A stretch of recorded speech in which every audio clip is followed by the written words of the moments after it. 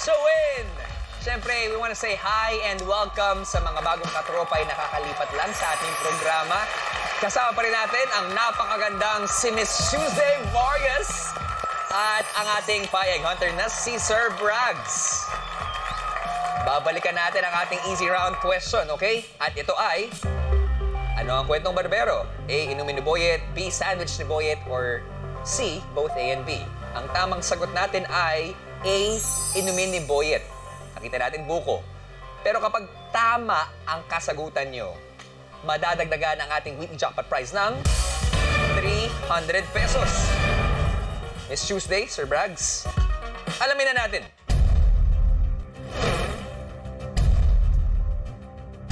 Miss Tuesday, ang ibinigay mong kasagutan ay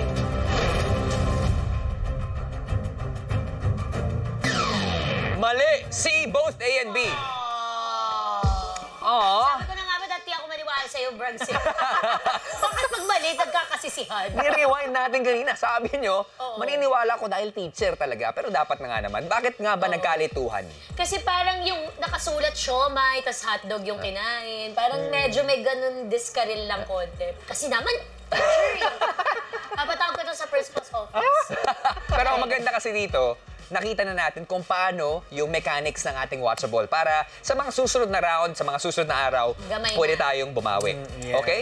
Pero bago tayo mapunta sa panibagong watchable natin, interesado kasi ako malaman, kahapon na pag-usapan natin slight yung kwento ni Sir Braggs, di ba? Na teacher, tapos yung love life ng buhay mo.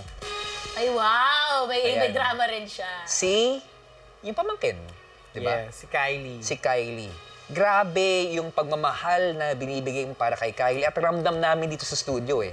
Habang pinag-uusapan yung pamangkin mo, nagiging emotional ka. Bakit? Bakit ka ganun yung klase ng pagmamahal na ibinibigay mo sa kanya? Before po kasi, bago siya napunta sa akin, sa piling ko, inayawan ko na siya talaga noon. Okay. Parang ayoko ng responsibility, malayo naman sila dati, tapos biglang lumapit, tapos may baby pa. So ayoko talagang makita kahit masulyapan lang yung bata. Until financially tumutulong ako sa kanila kasi wala din naman pampagamot. Kasi dying po nung sinilang si Kylie. Meron siyang may condition yung blood niya. Okay. Tapos di nagsusupport po ako sa kanila financially. Sabi ng nanay ko, parang syempre pagka mga matatanda na may mga comorbidities din. May mga old, ano po sila, mga paniniwala, mga belief. Ay, okay. Tapos po, sabi ni mama, parang hindi daw nagte-take effect kahit may ginagamot si Kylie. Parang kailangan daw ni Kylie ng touch ko, ng sulyap ko sa kanya, kailangan makita ko daw. Parang I was like si Jacob na napahandusay na lang saan. Nung nakita ko si Kylie, ayun na po, yung parang nung kinarga ko pa siya, umiiyak na ako, hindi ko na pinakita sa kanila. Lumabas ako ng hospital, tapos umiiyak ako doon. Tapos super regress ko, nuts na nga ako na rin ako na hindi ko nagagawin sa kanya. Kaya gagawin ko yung best ko na maitutulong ko sa kanya. Kaya ngayon po, love na love ko po yun. Kung okay lang itanong, Sir Braggs, no? Nasaan po yung parents ni Kylie? Nag-work po siya ngayon. Minsan nakakatulong naman po sa amin. Nagpapadala. Pero dahil malayo nga siya sa anak niya, so, nasa akin na po. Pero paminsan po dumadalaw naman yung nanay. Yung nanay niya, which is yung pinsan ko. Uy, mahirap yung ginagawa niyo, ha? Being a parent, walang break yan. Palaging hindi nga lang on-call eh. Dapat 24/7 nandyan ka. Yes, And po. ganyan din yung nararamdaman namin kay Miss Tuesday, di ba? Ganyan kayo sa inyong anak. Si Kaya. Si Kaya. Kaya is 21 na, so hindi na masyadong alagain. Kumbaga, but I remember being a young mom at also 21 na I had no support because my mom is abroad, my brother is still young, and I'm doing it all on my own. Single parent. Oo, pero I think he saved me. He taught me a lot about adulting, about being more responsible, and thinking about offering love not just to myself but to another person na anak ko, na dugo ko. So, it made me more selfless, more conscientious about my spending. Tapos pati yung life choices ko affected na kasi there's somebody looking up to me na I have to set an example.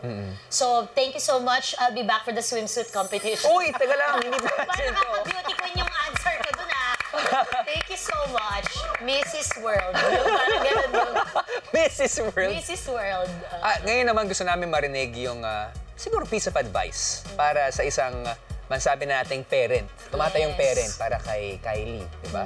Anong pwede bang advice ang pwede niyong ibigay para kay Siguro Sir Bryce? very universal, not just for parents. Anybody who's giving out love into the world, Yeah. you have to first pour into your own cup before pouring into others. Kasi paano tayo magla-love kung tayo din ubus na tayo? Tayo Totoo yan. rin parang we feel na hindi na natin na-fulfill yung mga personal needs and passions natin. So, I show my son that yes, I love you, I will lay my life for you, take care of you, but mommy has to be happy and peaceful first so that I can function and become a better mom for you. Ganun. So, love yourself. Love yourself. Yes. Self-love. Talaga to. Title na ako dito, Rob. Di ba? Pwede nga eh. And self-care is important. Actually, Yes. sa mga nasabi niyo yan, pwede kayong gumawa ng libro at saka podcast. I'm sure! So guys, iniisip ko yan for 2024. Sana i-support nyo ako pag nag-podcast talaga. Ay, oo naman. Iniisip ko yan for next year. Oo. Yes. We will be supporting you all the way. Maraming salamat sa Yes. advice and also sa kwento. Palapakan natin. Sir Brags. Ang title pala ng podcast ko, Rob, wag mo akong etchusen. Tapos yung spelling ng choose, T-U-E-S. Napaka-witty! Napaka-witty! Uy, walang kukuha nun, ha?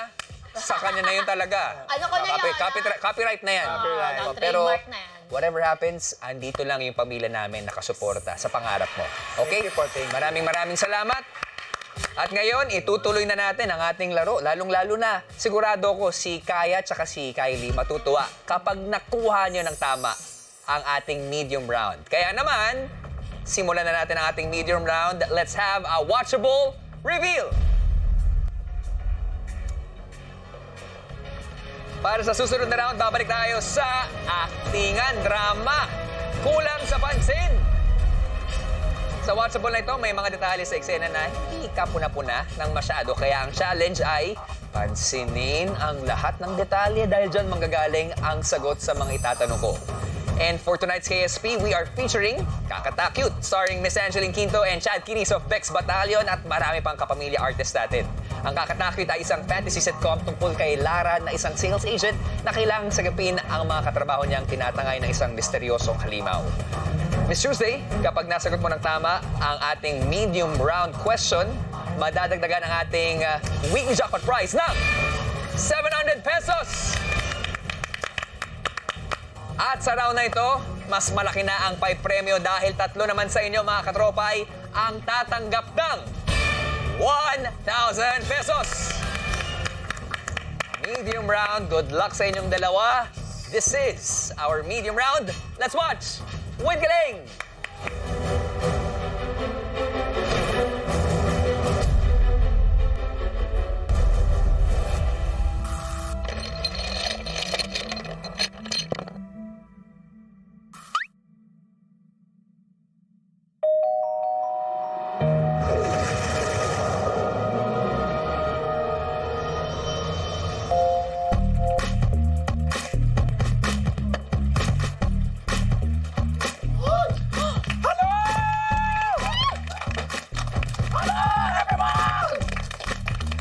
Everybody feeling good today? Yeah! Everybody feeling good today? Yeah! Say yo!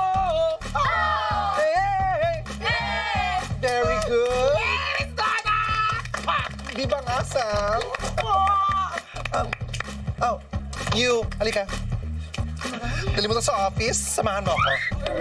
Let's go. Nakakawin kayo. Naku, akala ko ako yung pinipicturean nila dahil sa bagong designer scarf ko. Bakit? Magkano ba yan, Miranda? 40! 40K? 40K pesos eh. Ayan o. Fake ata yan eh. Panira ka, Kaden? Porque bagong gupit ka? So what kung fake? Bagay naman.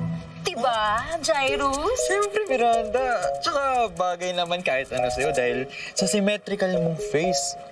At tsaka common trait ng mga attractive yung mga ganong bagay, di ba? You're fired!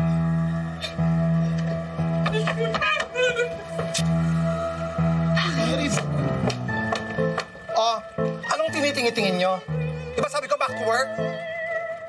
Huwag niyo ko subukan kung ayaw niyo maging next, ha? Ano, walang kikilos? Sinusubukan niyo talaga ako. Oh my God!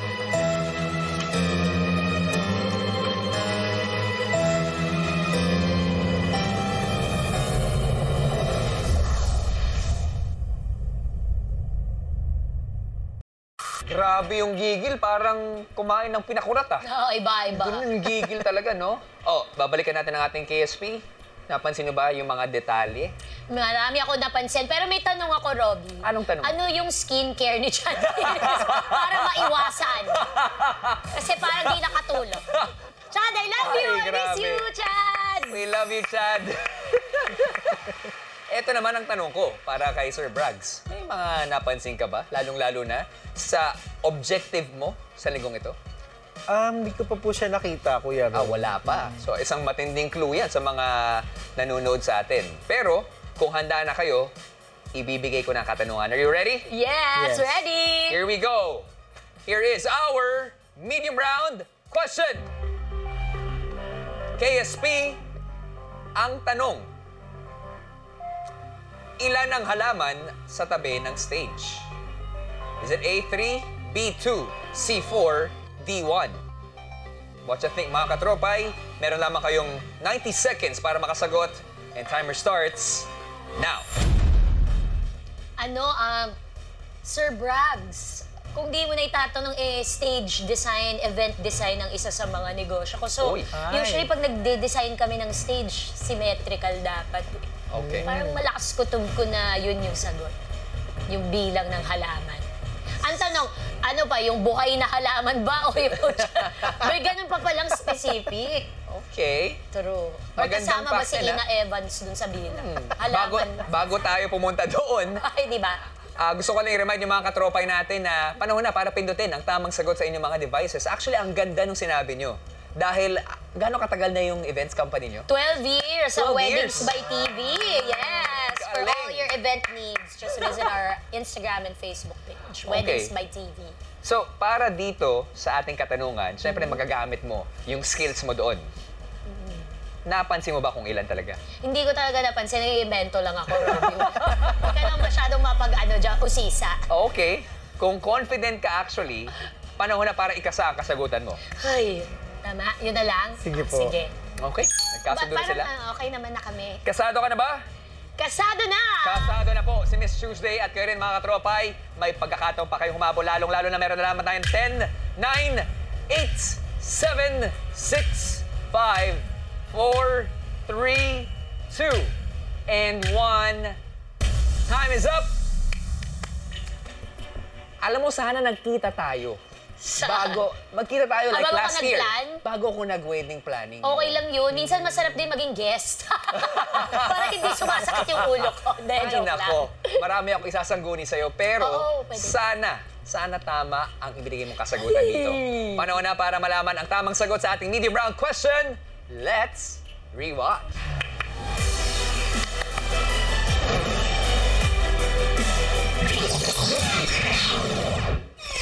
Oh, pak! Pak! Ayan nga, oh. Ang tamang sagot ay B2. Vitamins yun, ah. Oh, congratulations at nung Watch the Winners na nanalo na ng 1,000 pesos. Good job. Abangan mamaya ang announcement na mapipili ng ating randomizer at sa aming pagbabalik, malalaman natin kung tama nga ba ang sagot ni Miss Tuesday dito pa rin sa ating programa. Ito po ang Watch the Win!